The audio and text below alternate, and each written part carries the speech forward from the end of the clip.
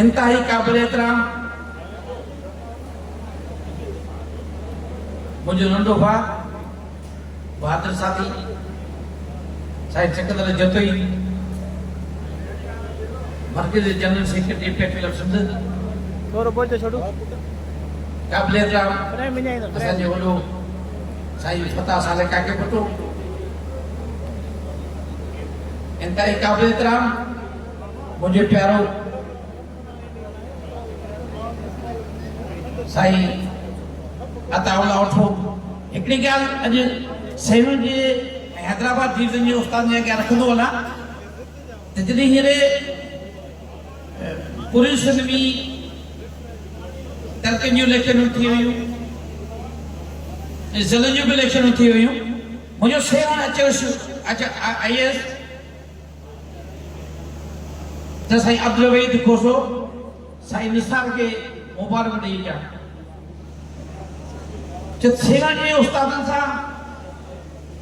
असांजी थोरो वधीक आहे हर उस्ताद सां इश्क मोहबत छो त मूं हमेशह चवंदो आहियां त प्राइमरी उस्ताद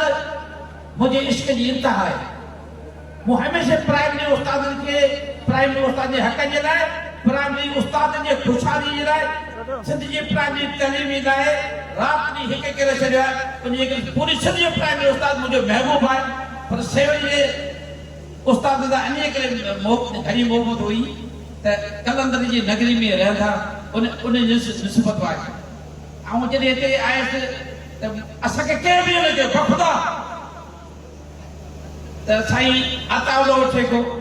के डिवीज़न जो सदर करियो या साईं अब्दुल वहीद खे करियो या साईं निसार खे असां जेका पहिरीं इलेक्शन थी हुई तव्हांखे ॿुधाईंदो हलां ऐं त उन इलेक्शन खे मञाई कोन थो इलेक्शन को ग्रुप कोन्हे साईं अब्दुल वहीद ते को ग्रुप कोन्हे सिंध में हिकु ई पेट्रोल पंप अॻे जेका इलेक्शन थी हुई हाई कोर्ट जी हुकुम ते इंडस्ट्री खाते कराई हींअर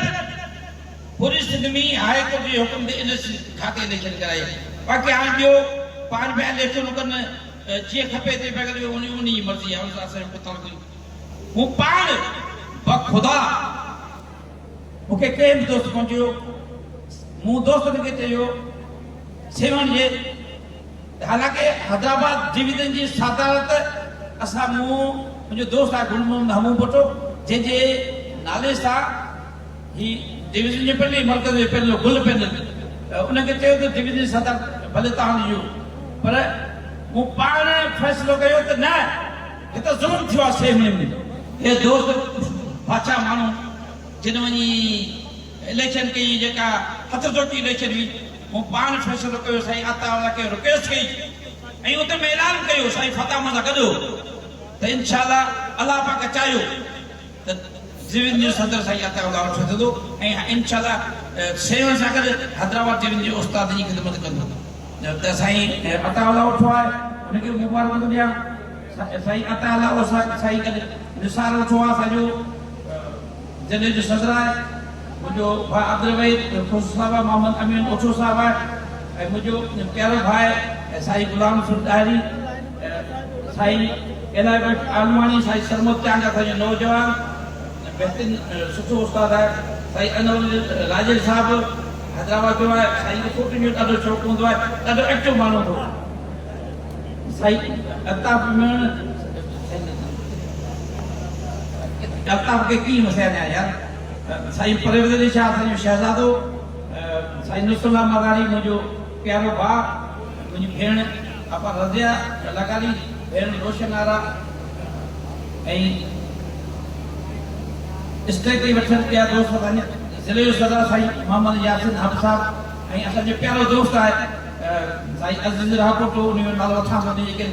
हिसाब गॾु असां चंद घड़ियूं गुज़ारियूं ऐं ॾाढो बहादुर माण्हू पर पोइ छा थी वियो घर में रहियो